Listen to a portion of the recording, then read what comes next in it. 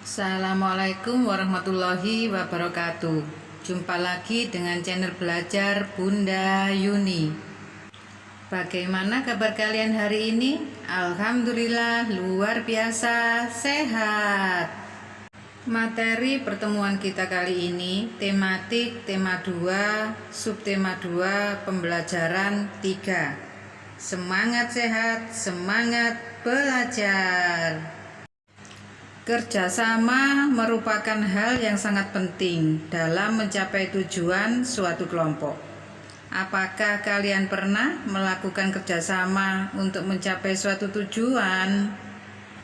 Tentunya pernah, seperti halnya anak-anak melakukan piket di kelas, menyapu, membersihkan meja kursi bersama-sama dengan kelompok piketnya. Begitu juga ketika anak-anak istirahat, pasti bermain dengan teman-temannya. Ada yang bermain lompat tali, ada yang bermain gobak sodor, tentunya membutuhkan kekompakan bersama timnya. Gambar di atas menceritakan sekelompok siswa yang bermain ayam dan elang.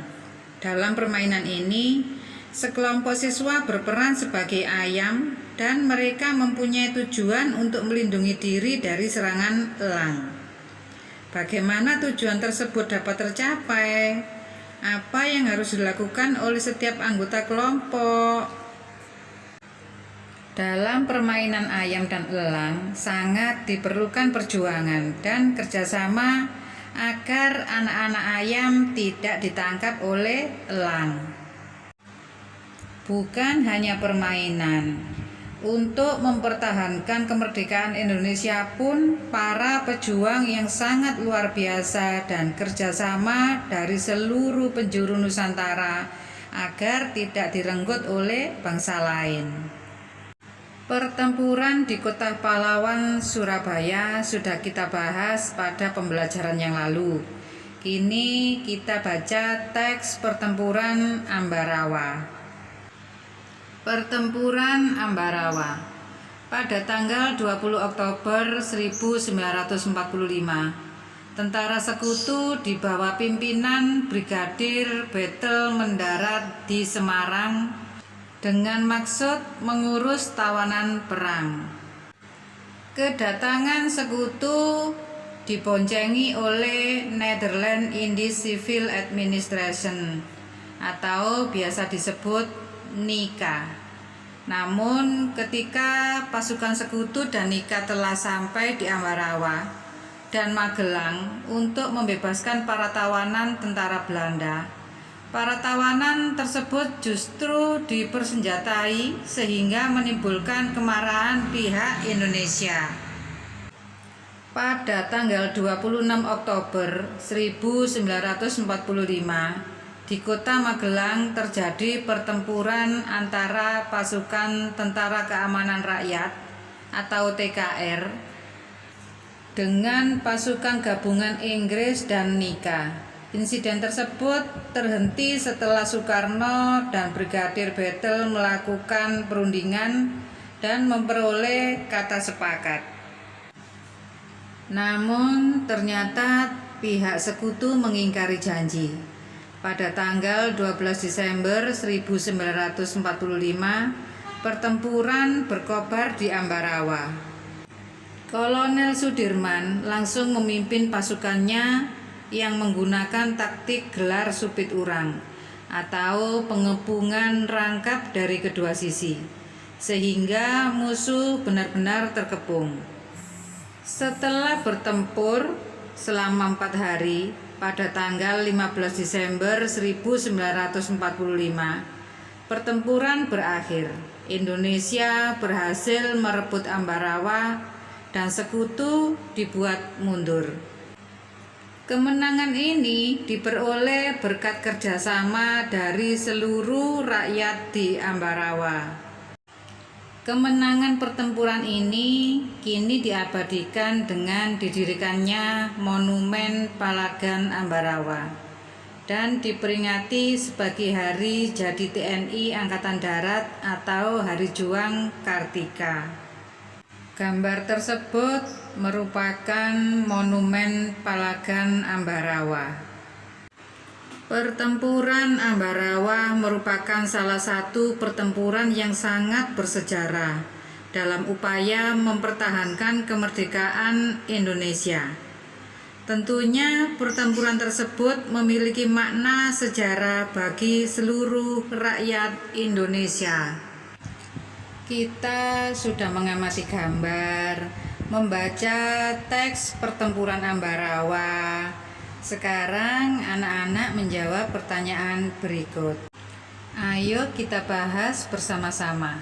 Yang pertama, apa saja upaya yang dilakukan oleh rakyat di Ambarawa untuk mempertahankan kemerdekaan Indonesia? Jelaskan. Upaya mempertahankan kemerdekaan Indonesia yang dilakukan oleh rakyat di Ambarawa adalah melalui kerjasama dan saling bersatu untuk mengusir sekutu yang hendak kembali menjajah tanah air kita.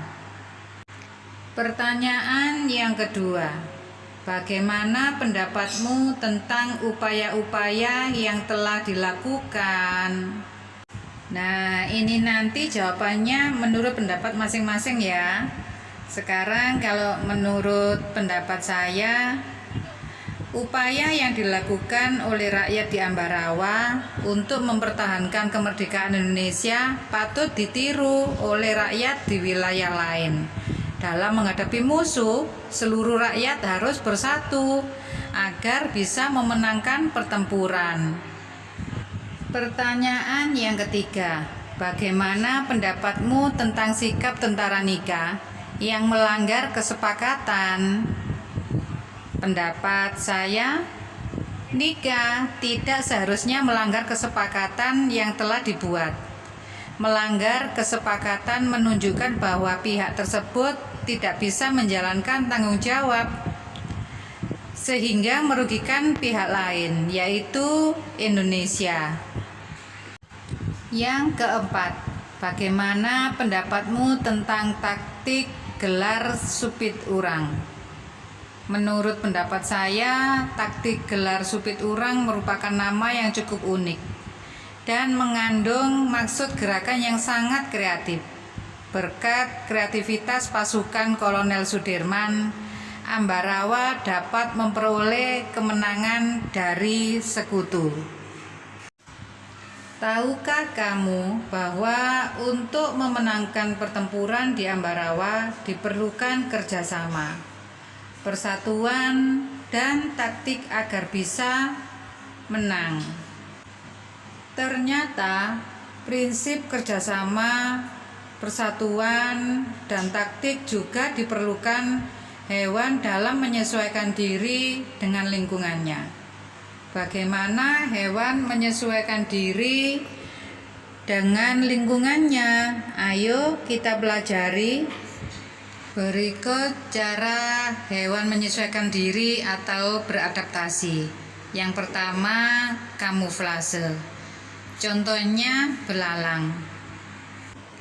Hewan ini menyesuaikan diri dengan kondisi tempat yang sesuai dengan tubuhnya.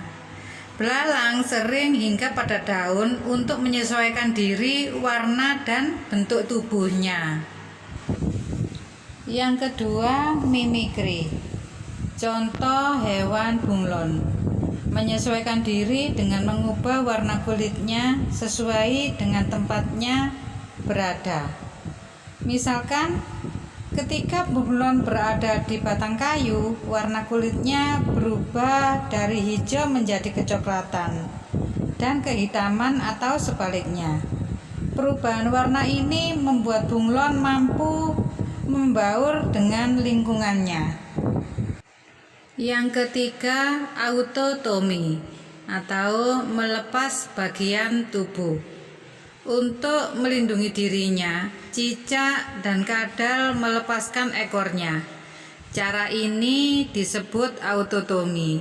Ekor yang telah putus akan tumbuh lagi seperti semula. Yang keempat, menggulungkan diri. Contohnya hewan terenggiling. Melakukan penyesuaian diri dengan menggulungkan tubuhnya membentuk spiral. Cara ini dilakukan untuk melindungi diri dari serangan musuh. Contoh hewan lain yang menggulungkan diri adalah lipan. Setelah kita bahas bersama-sama cara hewan menyesuaikan diri atau beradaptasi, sekarang anak-anak mencari tahu bagaimana hewan-hewan pada gambar tersebut menyesuaikan diri. Demikian pertemuan kita kali ini, semoga bermanfaat bagi anak-anak.